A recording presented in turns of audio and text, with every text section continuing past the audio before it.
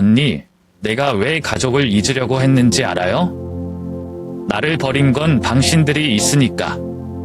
우리가 너를 버린 게 아니야. 그땐 우리가 선택할 수 있는 게 아무것도 없었어. 저는 신혜자라고 합니다. 올해로 68살이 되었고 인천 외곽에 있는 작은 방에서 혼자 살고 있습니다. 제 삶은 그다지 행복하지 않았습니다. 부행이라는 것이 마치 저의 동반자인 듯 늘 곁에 있었고 저는 그것에 익숙해졌습니다. 살아가면서 많은 것을 포기하게 되었고 그런 현실을 받아들이는 법도 배웠습니다. 하지만 사람이란 결국 익숙해지더라도 마음 한구석엔 늘 아쉬움과 외로움이 남기 마련이지요. 제 하루는 매일 비슷하게 흘러갑니다. 아침에 일어나면 단단히 몸을 정돈하고 따뜻한 물로 얼굴을 씻으며 스스로를 다독입니다. 오늘도 잘 버티자. 그렇게 스스로에게 말을 건네면서 시작되는 하루. 제가 하는 일은 강남에 있는 한 변호사 사무실에서 청소를 하는 것입니다. 솔직히 말씀드리면 몸은 고되고 받는 돈도 많지 않지만 적어도 하루에 몇 시간은 제가 해야 할 일이 있다는 것이 오히려 다행이라는 생각이 듭니다. 그 일은 제가 세상과 연결되어 있다는 작은 증거 같거든요. 강남으로 가는 버스를 탈 때마다 느끼는 건 세상은 참 다채롭다는 것입니다. 창밖으로 스쳐 지나가는 화려한 건물들, 바쁘게 걸어가는 사람들, 한껏 꾸민 젊은이들의 모습. 그 풍경 속에서 저는 늘 외부인처럼 느껴지지만 가끔은 그들이 저를 보지 못하는 것이 오히려 다행이라는 생각이 듭니다. 아무도 관심을 두지 않는 사람이 된다는 것이 외로울 때도 있지만 동시에 부담 없이 살아갈 수 있는 이유가 되기도 하니까요. 청소 일을 하면서 느끼는 건 누구나 자기 자리를 지키며 살아간다는 것입니다. 화려한 변호사 사무실에서 일하는 사람들과는 비교도 안 되는 작은 자리지만 그 작은 자리에도 저만의 역할이 있다는 사실은 저를 버티게 하는 힘이 듭니다. 매일 반복되는 먼지와의 싸움 속에서 저는 혼자 중얼거리고 합니다. 혜자야, 이건 내가 살아있다는 증거야. 힘들어도 내가 아직 이 세상에 존재한다는 증거야. 저는 결혼도 하지 않았고 자식도 없습니다. 가족이라고는 전혀 없는 상태입니다. 어쩌다 보니 이렇게 되었지만 처음엔 그것이 얼마나 큰 고독을 가져올지 몰랐습니다. 시간이 흐르면서 사람의 정이 그리워지고 때로는 누군가의 안부를 묻는 전화 한 통조차 간절해질 때가 있습니다. 그런 순간이 오면 저는 창밖을 보며 혼자서 지난 날을 떠올립니다. 내가 다른 선택을 했더라면 지금의 나는 어땠을까? 하지만 그 대답을 알 수 없기에 다시 오늘을 받아들일 뿐입니다. 제 작은 방은 오래된 건물의 꼭대기 층에 있습니다. 창문 밖으로 보이는 풍경은 그다지 아름답지 않지만 저에게는 소중한 안식처입니다. 벽지의 색은 다른 지 오래고 여기저기 벗겨진 부분도 있지만 저는 그 안에서 제 나름의 평온을 찾습니다. 저녁에 퇴근하고 집에 돌아오면 가장 먼저 하는 일은 작은 전기 난로를 켜는 것입니다. 날씨가 춥지 않아도 그 따뜻함이 저를 위로하는 것 같아서요. 그리고는 허름한 전기 코트에 물을 끓여 따뜻한 차 한 잔을 마십니다. 그 시간이야말로 제게는 하루 중 가장 소중한 순간입니다. 그런데 사람의 인생은 참 알 수 없는 것 같습니다. 평온하다고 생각했던 제 일상에 어느 날 갑자기 예상치 못한 일이 찾아왔습니다. 마치 오래된 시계가 멈춰 있다가 갑자기 움직이기 시작한 것처럼요. 그날 저녁 변호사 사무실에서 청소를 하던 중 저는 평소와는 다른 무언가를 발견했습니다. 그것은 제가 지금까지 살아온 삶을 송두리째 흔들어 놓을 만한 일이었습니다. 강남의 변호사 사무실은 항상 조용하고 깔끔했습니다. 변호사 이상훈 씨는 매우 철저하고 단정한 성격의 사람이어서 그의 사무실은 늘 정돈되어 있었습니다. 그날 저녁도 평소와 다를 것 없었습니다. 청소 도구를 들고 사무실에 들어간 저는 커다란 책장과 고급스러운 가구들, 그리고 깔끔하게 정리된 서류 더미를 보며 혼잣말을 했습니다. 여긴 참 손댈 것도 없네. 청소하기엔 너무 완벽한 곳이야. 그런 생각을 하면서 저는 천천히 손을 놀리기 시작했습니다. 그때 제 눈에 들어온 건 벽에 걸려있던 커다란 거울이었습니다. 처음에는 먼지를 닦아야겠다고 생각하며 가까이 다가갔습니다. 그런데 거울을 닦으려던 순간 반사된 이미지 속에서 어딘가 낯익은 장면이 보였습니다. 거울 속에 비친 책장 위쪽의 작은 액자가 눈길을 사로잡은 겁니다. 저게 뭐지? 궁금증이 솟아난 저는 손을 뻗어 그 액자를 꺼내 내려다보았습니다. 액자 안에는 오래된 흑백 사진 한 장이 담겨 있었습니다. 사진 속에는 어린 소녀와 젊은 여성이 나란히 서 있었습니다. 사진은 흐릿하고 색이 발해 있었지만 그 소녀의 얼굴은 저에게 너무나 익숙했습니다. 가슴이 철렁 내려앉는 것 같았습니다. 이건 나잖아. 나 어릴 때 모습인데. 저는 한참 동안 사진을 손에 쥔 채로 얼어붙은 듯 움직이지 못했습니다. 머릿속은 온갖 질문들로 가득 찼습니다. 왜 이 사진이 여기 있는 걸까? 이상훈 변호사와 나는 전혀 아는 사이가 아닌데 어떻게 이런 사진이 그의 책장에 놓여 있을 수 있단 말인가? 손끝이 떨리기 시작했습니다. 저는 가까운 소파에 앉아 액자를 내려다보며 사진 속의 모습을 다시 한번 확인했습니다. 어린 시절에 저는 머리를 단정히 묶고 소박한 원피스를 입고 있었습니다. 그 옆에 서 있는 여성은 분명 어머니였습니다. 어릴 적 기억 속 어머니의 모습은 흐릿했지만 사진 속 여성과 어머니가 동일 인물이라는 확신이 들었습니다. 제 기억 속 어머니는 항상 저를 감싸 안아 주셨던 따뜻한 존재였는데 그 모습을 이렇게 낯선 곳에서 다시 보게 될 줄은 꿈에도 몰랐습니다. 저는 사진을 손에 든 채로 사무실 곳곳을 둘러보았습니다. 혹시 다른 단서라도 있지 않을까 싶어 책장 사이를 살피고 서류 더미를 조심스럽게 훑어보았습니다. 하지만 특별한 것은 보이지 않았습니다. 다시 사진으로 눈길이 돌아갔습니다. 마음속 깊은 곳에서 무언가가 터져나오는 듯한 기분이 들었습니다. 잊고 지냈던, 아니 애써 묻어두었던 과거가 사진 한 장으로 인해 불쑥 모습을 드러낸 것입니다. 어느 순간부터 눈물이 흐르기 시작했습니다. 이 사진이 왜 여기 있는지 꼭 알아야 해. 저는 결심했습니다. 평소 조용히 일만 하던 제 자신이었지만 이번만큼은 그냥 넘어갈 수 없다는 생각이 들었습니다. 이 사진이 단순한 우연으로 여기 있는 것이 아니라는 확신이 들었습니다.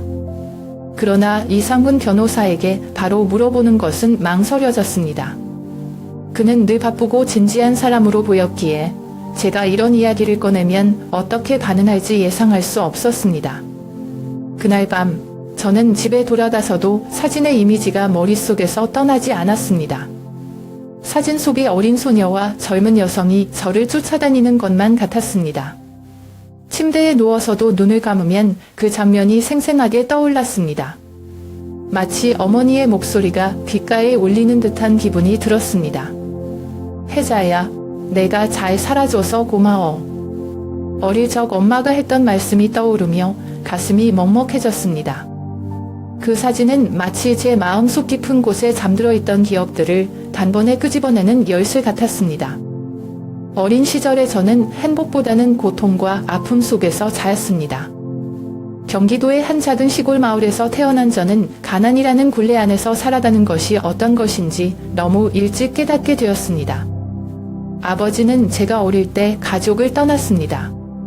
기억 속의 아버지는 그리 또렷하지 않습니다. 그의 얼굴이나 목소리조차 희미해졌고 남아있는 것은 어머니의 지친 모습과 힘겨운 한숨뿐이었습니다. 아버지가 떠난 후 어머니는 홀로 저희 3남매를 돌보며 하루하루를 버텼습니다.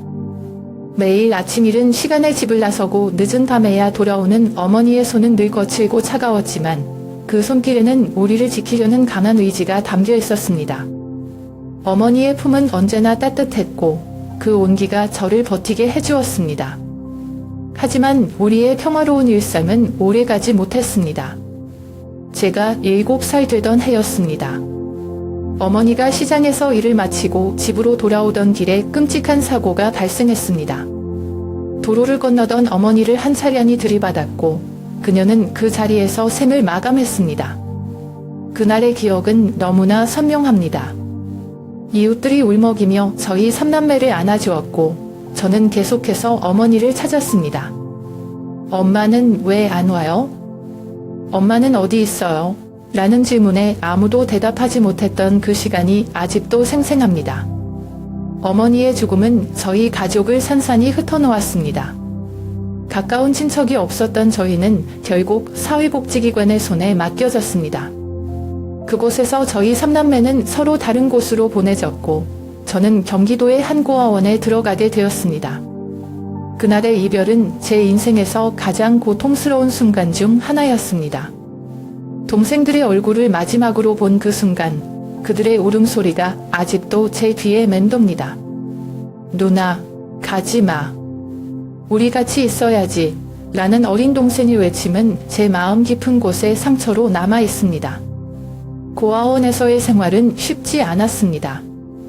어른들의 따뜻한 손길도 부족했고 아이들 간의 경쟁과 다툼은 일상이었습니다. 저는 어머니의 부재와 동생들에 대한 그리움 속에서 힘겹게 시간을 보냈습니다. 밤마다 눈을 감으면 동생들의 얼굴이 떠오르고 그들과 함께 뛰놀던 기억이 꿈처럼 스쳐 지나갔습니다. 하지만 현실은 그들을 다시 만날 수 없을 것 같다는 두려움과 외로움으로 가득 찼습니다. 고아원에서 저는 제 스스로를 보호하기 위해 강해져야 했습니다. 울고 싶어도 참아야 했고 외롭다고 말하고 싶어도 입을 다물어야 했습니다. 시간이 흐르면서 저는 저 자신을 점점 단단하게 만들어갔습니다. 하지만 그 단단함은 제 마음을 더 무겁게 만들었고 감정의 깊은 곳에서 끓어오르는 슬픔을 억누르는데 힘들었습니다. 사진 속의 어머니와 어린 제가 저를 끊임없이 과거로 끌고 갔습니다. 그 시절의 기억은 마치 오래된 상처를 다시 건드리는 듯한 아픔을 불러일으켰습니다. 하지만 저는 어머니가 보여주셨던 강한 모습을 떠올리며 스스로를 다독였습니다. 어머니는 항상 우리를 위해 헌신하셨고 저에게 희망을 잃지 말라고 말씀하셨습니다. 그 말씀을 기억하며 저는 다시 한번 마음을 다잡았습니다. 하지만 여전히 궁금했습니다. 그 사진이 어떻게 변호사 사무실에 있을 수 있는지, 그리고 그것이 무슨 의미를 갖고 있는지 말입니다.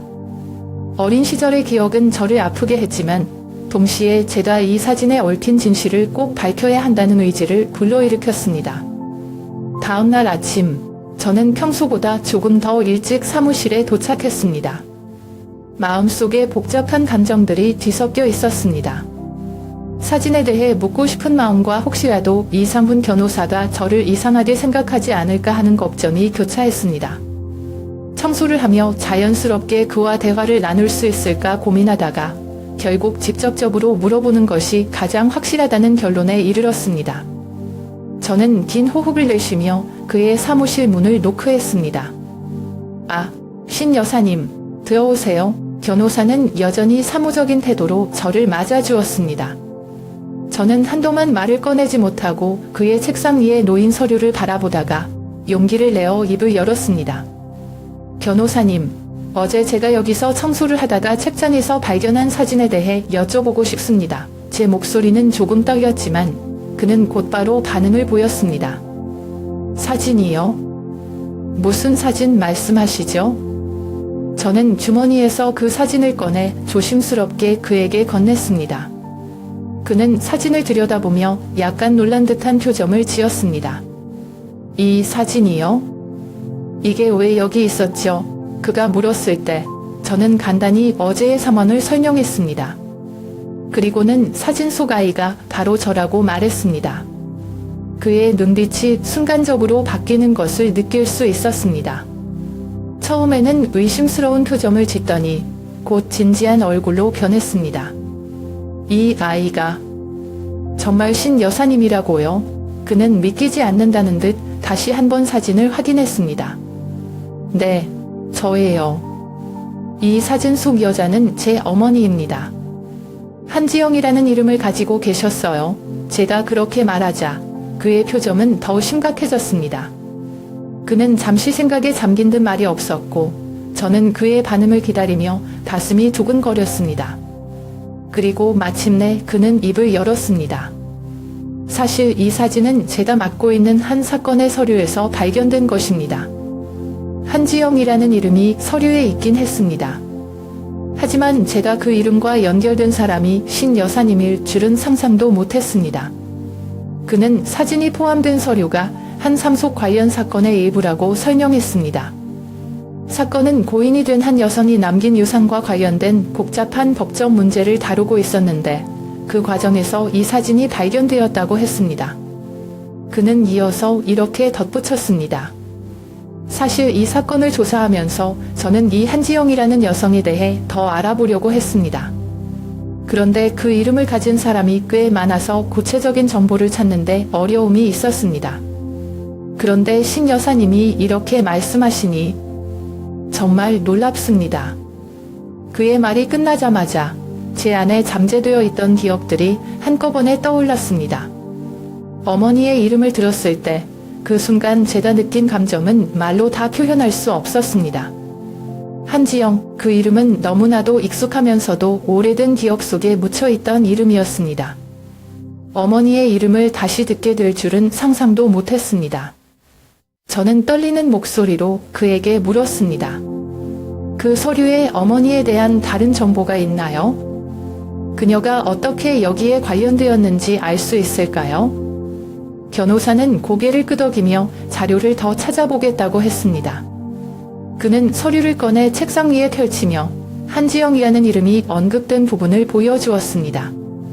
서류를 읽는 동안 저는 그가 말하는 내용을 조용히 들었습니다. 하지만 마음속에는 끊임없는 질문들이 떠올랐습니다. 왜 어머니의 사진이 이런 서류에 있는 걸까? 어머니는 어떤 삶을 사셨던 걸까? 그리고 나는 지금까지 어머니에 대해 얼마나 몰랐던 걸까? 변호사는 한 가지 더 중요한 사실을 덧붙였습니다. 제가 이 사건을 맡게 된 것도 우연이 아닙니다. 사실 저는 한지영이라는 분이 제 생물학적 가족과 연관이 있을지도 모른다는 의심을 하고 있었습니다. 하지만 그동안 확실한 단서를 찾지 못했어요. 그런데 신 여사님께서 이 사진을 보고 반응하시니 이건 단순한 우연이 아닌 것 같습니다. 그의 말을 듣고 저는 큰 충격을 받았습니다. 혹시 그가 제 동생일지도 모른다는 생각이 머리를 스쳤습니다. 하지만 그런 가능성은 너무나 크고도 혼란스러워서 바로 받아들일 수가 없었습니다. 저는 마음을 가다듬고 이 상황에서 우리가 함께 풀어가야 할 진실이 있다는 것을 깨달았습니다. 변호사 이상훈 씨는 제가 이야기한 내용에 깊은 관심을 보였습니다. 그의 얼굴에는 놀라움과 혼란이 섞인 표정이 떠올랐고 그는 조심스럽게 제게 제안을 했습니다. 신 여사님, 혹시라도 우리가 가족일 가능성이 있다면 DNA 검사를 통해 확인해 보는 게 어떨까요? 그의 목소리는 진지했고 저는 잠시 망설였지만 곧 동의했습니다. 그래요. 그게 사실을 확인할 수 있는 가장 확실한 방법이겠지요. 그날 이후 우리는 함께 병원을 찾아갔습니다. 검사를 진행하는 동안 어색한 침묵이 흐르기도 했지만 그 사이에 우리는 서로의 삶에 대해 조금씩 이야기를 나누기 시작했습니다. 그는 제가 말한 어린 시절의 기억을 들으면서 고개를 끄덕였고 어머니의 이름과 사진에 대해 깊은 관심을 보였습니다. 그는 자신의 입양 과정에 대해 말하기 시작했습니다. 저는 사실 어렸을 때부터 제가 입양된 아이라는 걸 알고 있었습니다. 하지만 제 친부모님이나 형제자매에 대해서는 아무 정보도 없었어요. 가끔은 제가 어디서 왔는지 궁금했지만 삶이 바빠지면서 점점 그 생각을 묻어두게 됐습니다. 그의 이야기를 들으며 저는 마음이 먹먹해졌습니다. 어린 시절 서로 다른 길로 흩어졌던 우리의 삶이 얼마나 다른 방향으로 펼쳐졌는지를 깨닫게 되었기 때문입니다. 그는 변호사가 되어 바쁘고 성공적인 삶을 살고 있었지만 그 역시 자신만의 고독과 혼란을 안고 살아왔다는 것을 느낄 수 있었습니다. 며칠 후 DNA 검사 결과가 나왔습니다. 병원에서 봉투를 받아든 순간 제 손이 떨리기 시작했습니다. 결과를 확인하는 그의 눈빛은 긴장감으로 가득 찼고 저 역시 숨을 죽인 채 그를 바라보았습니다. 결과는 그는 말을 멈추고 다시 결과지를 바라보더니 천천히 고개를 들었습니다. 신 여사님, 결과에 따르면 우리는 가족입니다. 정확히 말하자면 저는 신 여사님의 동생이에요. 그 순간 저는 숨이 멎는 것 같았습니다. 믿을 수 없는 사실이 제 눈앞에 펼쳐지고 있었습니다. 정말요? 동생이라고요? 제 목소리는 떨렸고 눈물이 터져 나왔습니다. 그는 고개를 끄덕이며 조용히 미소 지었습니다. 네, 제가 막내 동생이 맞습니다. 그는 입양된 이후의 삶에 대해 이야기를 이어갔습니다. 그는 어렸을 때 경기도의 한 고아원에서 한 부부에게 입양되었다고 했습니다. 부모님은 저를 잘 키워주셨지만 항상 마음 한구석에는 제가 어디서 왔는지에 대한 궁금증이 있었어요. 친부모님을 찾고 싶었지만 단서가 너무 부족했어요. 그러던 중 우연히 이 사건을 맡게 되었고 한지영이라는 이름을 알게 되면서 뭔가 특별한 연결이 있을 것 같다는 느낌을 받았습니다. 그의 말은 저를 더욱 복잡한 감정에 빠뜨렸습니다. 그는 어릴 적 제가 알고 있던 동생과는 전혀 다른 사람이 되어 있었습니다. 하지만 동시에 그의 눈빛과 말투에서 어딘가 익숙한 동생의 모습이 비쳤습니다. 저는 그를 조심스럽게 바라보며 물었습니다. 그동안 저를 기억하려고 했던 적이 있었나요? 그는 잠시 생각에 잠긴 뒤 고개를 끄덕였습니다. 어렸을 때 흐릿한 기억으로 어떤 누나가 저를 안아주고 웃어주던 모습이 남아 있었습니다. 시간이 지나면서 그 기억이 점점 희미해졌지만 누군가 저를 따뜻하게 돌봐줬던 느낌은 잊혀지지 않았어요. 그래서 가끔씩 그 누나가 진짜 있었던 사람인지 아니면 제가 만들어낸 상상인지 헷갈렸습니다. 그의 이야기를 들으면서 저는 그가 얼마나 고독한 시간을 보내왔는지를 깨달았습니다. 우리 모두 각자의 길에서 서로를 잊지 않으려 애쓰며 살아왔던 것입니다.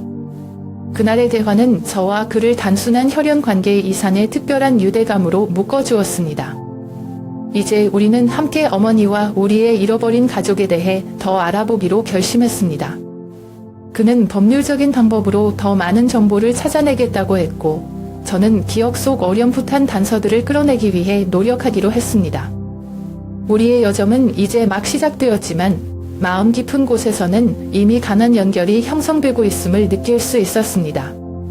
이상훈 변호사와 저는 함께 두 번째 동생, 신은겸을 찾기로 결심했습니다. 제가 기억하는 그녀에 대한 단서는 단 하나, 이름뿐이었습니다. 어릴 적 어렴풋이 남아있던 기억 속에서 은경이는 항상 저를 따라다니며 환하게 웃곤 했습니다. 언니, 나랑 놀아줘 라고 말하며 저를 붙잡던 작은 손이 아직도 생생했습니다. 하지만 그 이후로 그녀의 삶이 어떻게 흘러갔는지는 전혀 알 수 없었습니다. 이상훈 변호사는 자신의 법률적 네트워크와 자료를 활용해 은경의 행적을 추적하기 시작했습니다. 그는 고아원에서 보관하고 있던 오래된 서류를 확인했고 그 과정에서 은경이가 부산으로 입양되었다는 사실을 알게 되었습니다. 그러나 그녀의 기록은 약 20년 전을 끝으로 더 이상 업데이트되지 않았습니다. 부산이다. 적어도 단서가 하나 있긴 하네요. 그는 희망적인 미소를 지으며 말했습니다. 저는 그의 말에 고개를 끄덕이며 대답했습니다. 부산이라면 우리가 직접 찾아가 봐야겠네요. 부산으로 향하는 기차 안에서 저는 여러 가지 생각에 잠겼습니다. 은경이는 과연 저를 기억하고 있을까요? 그녀가 지금은 어떤 모습으로 살아가고 있을지, 혹시라도 저희를 원치 않으면 어쩌나 하는 걱정이 끊이지 않았습니다. 이상훈 씨는 저를 다독이며 말했습니다. 누나, 우리가 할 수 있는 건 진실을 찾는 겁니다. 나머지는 은경이에게 달려있겠죠. 하지만 최소한 시도는 해봐야 하지 않겠어요? 부산에 도착한 우리는 은경이가 입양되었다는 가정의 주소를 확인하기 위해 오래된 서류와 함께 지역 주민센터를 찾았습니다. 직원들은 친절히 과거의 기록을 살펴봐 주었지만 은경이가 해당 주소에 살았다는 마지막 기록은 20년 전에 멈춰 있었습니다. 그 이후로는 기록이 없네요. 아마 다른 곳으로 이사를 갔거나 새로운 이름으로 살아가고 있을 수도 있습니다. 직원의 말에 우리는 서로를 바라보며 새로운 방법을 모색하기로 했습니다. 우리는 과거 은경이를 알았을 법한 이웃들과 이야기를 나누기 시작했습니다.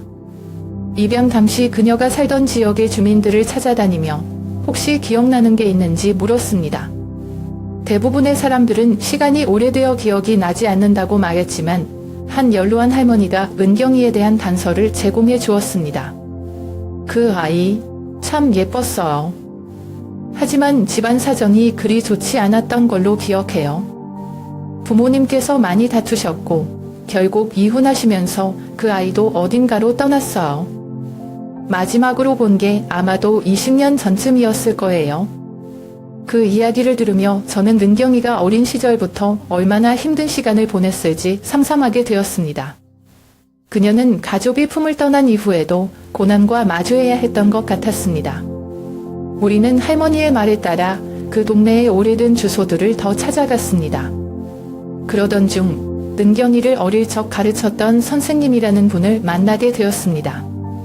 은경이요? 참 똑똑하고 조용한 아이였어요.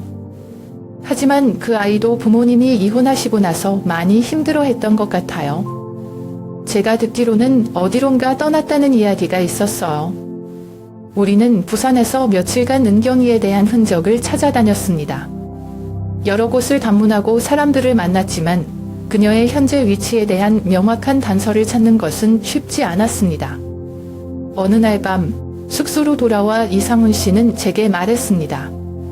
누나, 제가 조금 더 법적으로 추적할 수 있는 방법을 찾아볼게요. 과거 기록이 끊긴 부분을 연결할 단서를 더 찾아야 할 것 같아요. 저는 그에게 고마움을 느끼며 대답했습니다. 네, 이렇게 노력해 주셔서 정말 고맙습니다. 은경이를 찾을 수 있을 거라는 희망을 포기하지 말아요. 비록 부산에서 은경이를 직접 찾을 수는 없었지만 그 과정에서 우리는 그녀가 살아왔을 삶의 단편을 엿볼 수 있었습니다. 그녀가 처했던 환경과 떠나야 했던 이유를 알게 되면서 그녀를 꼭 만나야겠다는 결심이 더욱 강해졌습니다. 우리의 여정은 끝나지 않았고 은경이를 찾기 위한 노력은 계속될 것이었습니다. 은경이를 찾는 여정은 생각보다 훨씬 험난했습니다. 부산에서 얻은 단서를 바탕으로 이상훈 변호사와 함께 추가 조사를 진행하던 중 우리는 은경이가 결혼 이후 힘든 삶을 살았다는 충격적인 사실을 알게 되었습니다. 그녀는 한 남성과 결혼했지만 그 결혼 생활은 행복과는 거리가 멀었던 것 같았습니다. 주변 사람들이 말하길 그녀는 남편으로부터 지속적인 폭력을 당했고 결국 더 이상 참지 못하고 그 관계를 끊기 위해 도망쳤다는 것입니다.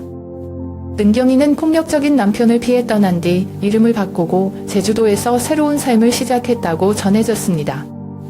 그분 참 안타까운 사람이었어요.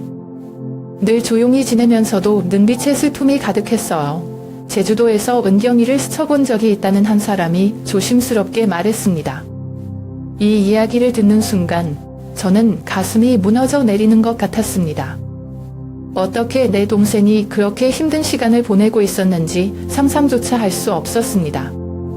그녀가 혼자서 얼마나 고통스러운 시간을 견뎌야 했을지 생각하면 눈물이 멈추지 않았습니다.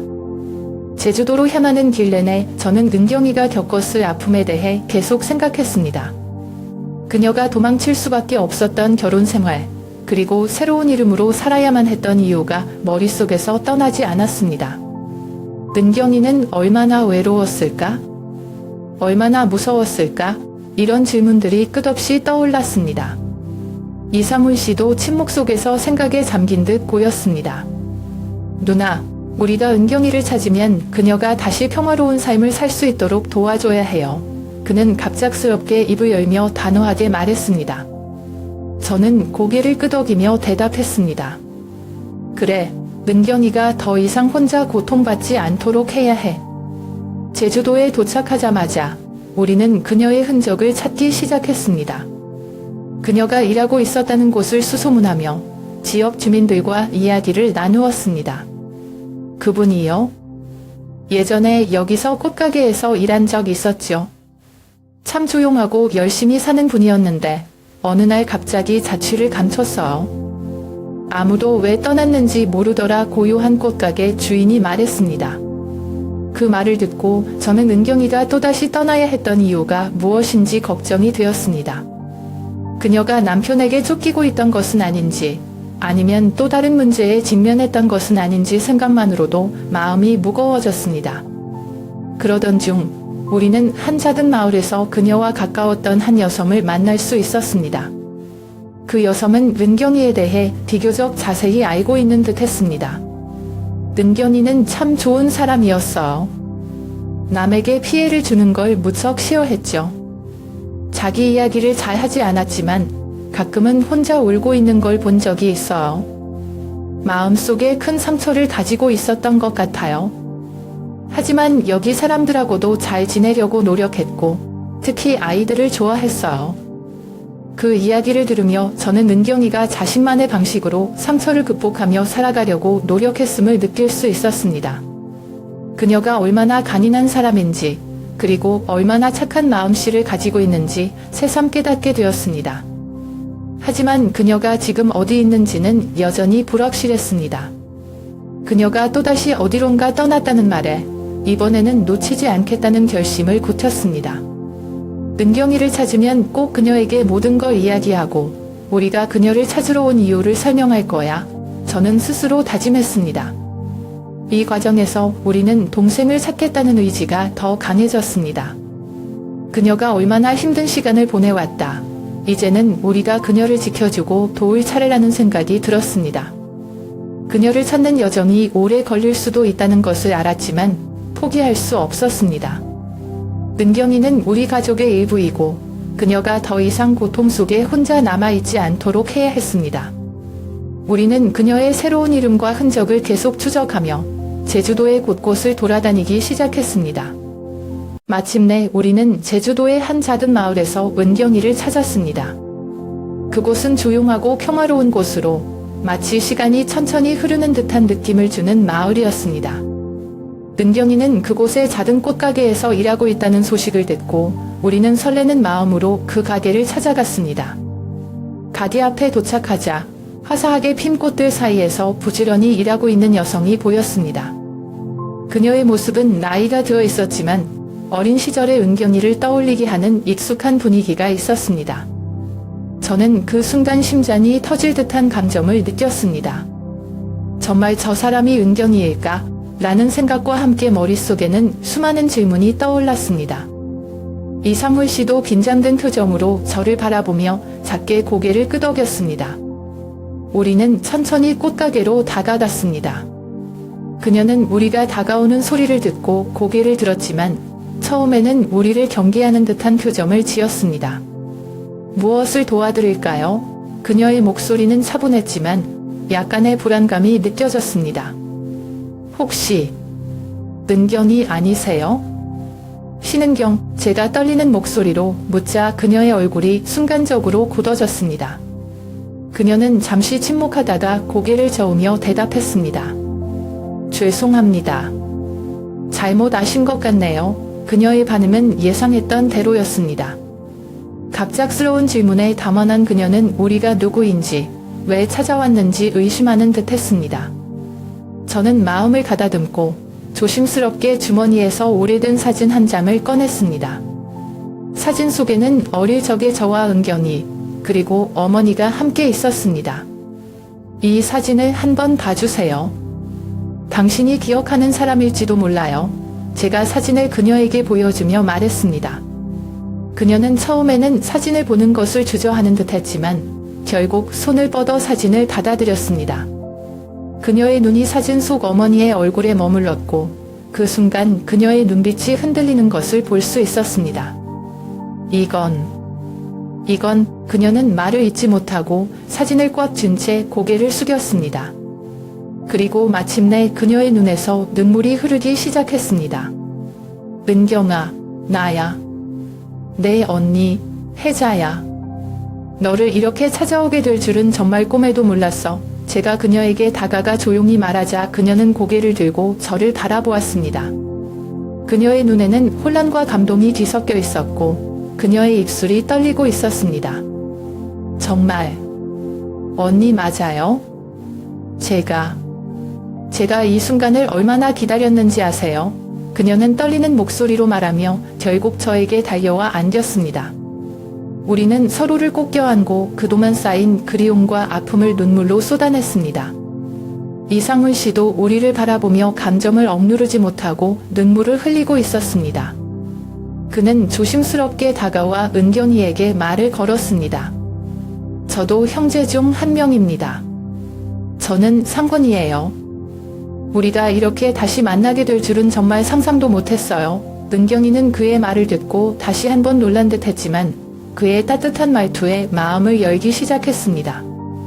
상훈. 동생, 그녀는 작게 그의 이름을 드누며 고개를 끄덕였습니다. 우리는 그 꽃가게에서 오랜 시간 동안 이야기를 나눴습니다. 은경이는 그동안의 삶에 대해 천천히 말하기 시작했고, 우리는 그녀의 이야기를 들으며 그녀가 얼마나 힘든 시간을 보냈는지 알게 되었습니다. 하지만 그 속에서도 그녀가 혼자서 꿋꿋이 버텨내며 새로운 삶을 만들어온 간이남에 감탄했습니다. 60년 넘게 이어졌던 이별의 시간은 그 순간 모든 것을 초월했습니다. 우리는 서로의 얼굴을 바라보며 잃어버렸던 시간을 되찾는 듯한 기분이 들었습니다.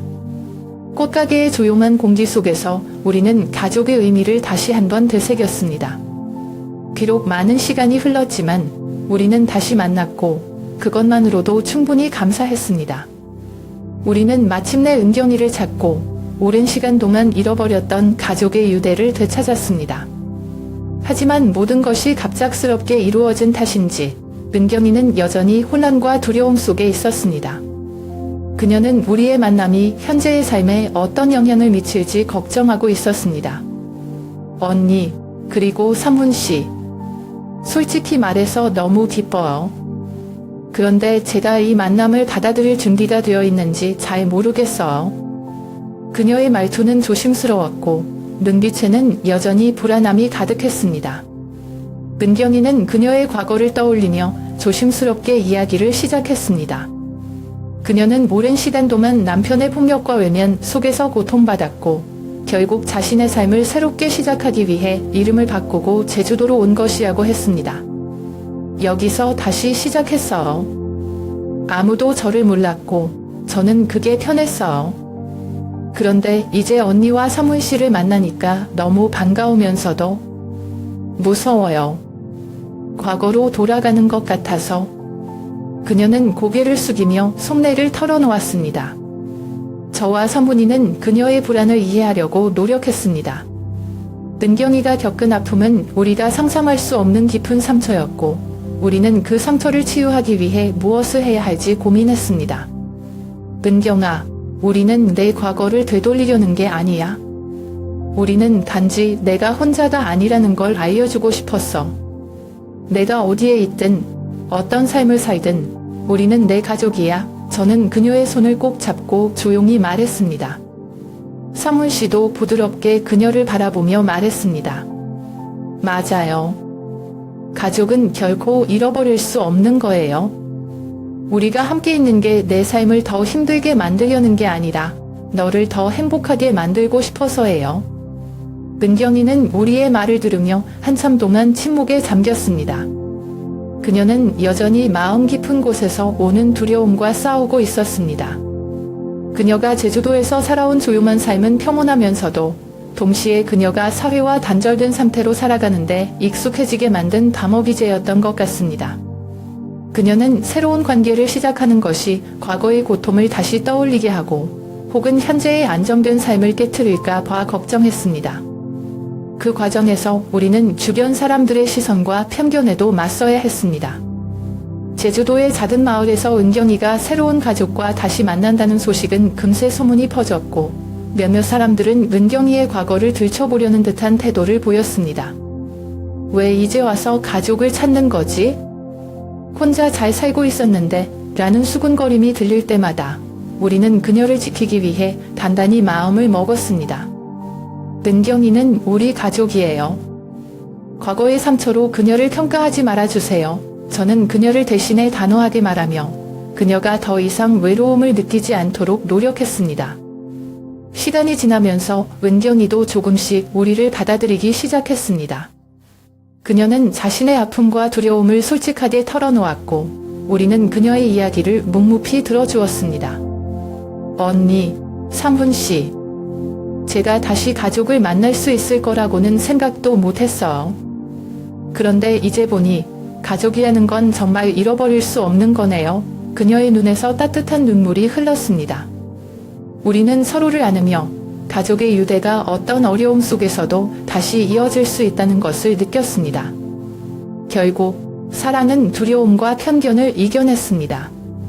은경이는 천천히 자신의 마음을 열었고 우리는 그녀를 있는 그대로 받아들였습니다.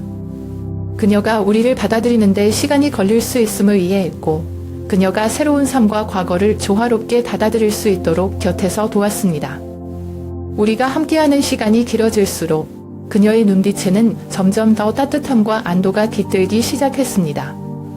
그날 밤 우리는 오랜만에 한 식탁에 둘러앉아 어릴 적 기억과 어머니의 이야기를 나누었습니다. 비록 긴 세월 동안 떨어져 있었지만 우리는 여전히 같은 가족임을 느낄 수 있었습니다. 가족의 사랑은 상처를 치유하고 잃어버린 시간을 다시 채워주는 힘이 있다는 것을 깨닫게 해준 순간이었습니다. 그날 저녁 우리는 조용한 방 안에 모여 앉았습니다. 저와 상훈 그리고 은경이 오랜 세월의 공백을 메우려는 듯 우리는 서로의 얼굴을 바라보며 이야기꽃을 피웠습니다. 시간은 마치 그 순간을 위해 천천히 흘러가는 것 같았고 우리가 함께하는 이 순간이 얼마나 소중한지 가슴 깊이 느껴졌습니다. 테이블 위에는 따뜻한 차와 간단한 음식이 놓여 있었지만 가장 큰 위로는 바로 우리가 함께 있다는 사실이었습니다. 은경이는 조심스럽게 과거의 기억들을 꺼내기 시작했습니다. 언니, 어릴 적에 우리가 마당에서 뛰놀던 기억이 나요. 그때 엄마가 따뜻한 수건으로 우리 손을 닦아주시고 장난감 대신 나뭇가지로 놀이를 하던 그 시절이요. 그녀의 말에 서문희도 고개를 끄덕이며 덧붙였습니다. 맞아요. 엄마가 항상 우리를 안아주셨죠. 그 따뜻함이 아직도 느껴지는 것 같아요. 저는 오래된 사진을 손에 들고 그 시절의 기억들을 떠올렸습니다. 사진 속 어머니의 얼굴은 여전히 따뜻했고 우리 삼남매가 함께 웃고 있는 모습은 그 어떤 보물보다도 소중해 보였습니다. 엄마가 우리를 얼마나 사랑하셨는지 새삼 느껴지네. 우리가 이렇게 다시 만난 것도 엄마의 축복이었을 거야. 제 목소리는 떨렸지만 마음속에는 깊은 감사가 차올랐습니다. 시간은 우리를 분리시켰지만 동시에 우리를 더 강하게 만들었습니다. 각각의 삶은 고통과 어려움으로 점철되었지만 그 모든 순간들이 결국 오늘의 우리를 있게 했습니다. 은경이는 깊은 한숨을 내쉬며 말했습니다. 솔직히 말하면 저는 그동안 가족이라는 것이 저에게 상처만 준다고 생각했어요. 하지만 이제는 알겠어요. 가족은 힘이자 희망이에요. 우리가 이렇게 다시 만나게 된 것만으로도 저는 정말로 감사해요. 사무는 조용히 그녀의 손을 잡고 말했습니다.